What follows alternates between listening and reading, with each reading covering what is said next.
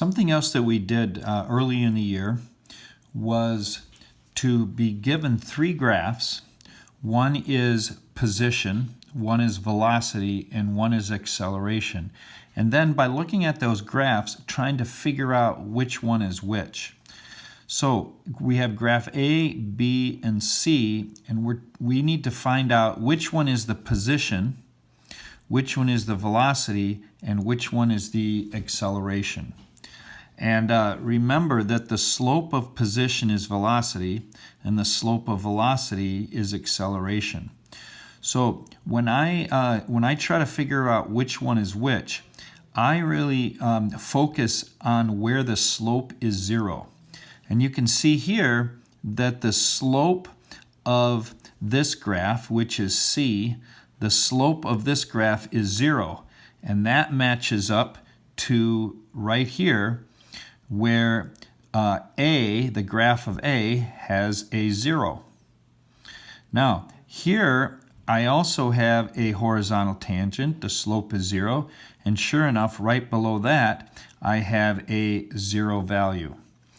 Here, the slope is positive, and then it's negative, and then it's positive. And if you look at graph A, it is positive, 0, then it takes on negative values, which corresponds to negative slope here, and then positive. Now, for part, if I look at where A has a horizontal tangent, that would be at this point. And if you notice right above it, here we have a 0 of line B, or of function B. So another way to think about this is this looks like a quadratic, okay, of the part we've seen. This looks kind of like a cubic, and this looks linear. And if you take the derivative of a cubic, you get a quadratic, and then the derivative of a quadratic is linear. So we can be confident that C is the position.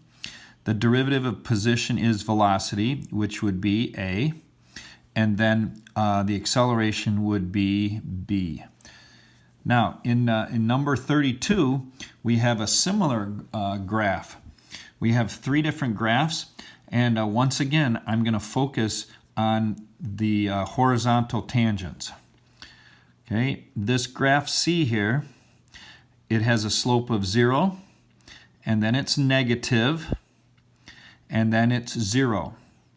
Well, here we have a 0, takes on negative values, and then we have a 0.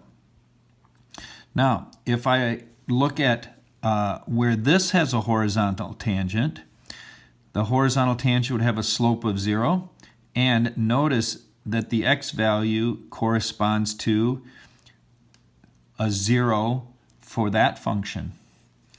So let's think about what's happening. The slope is 0, negative, 0, 0, negative, 0.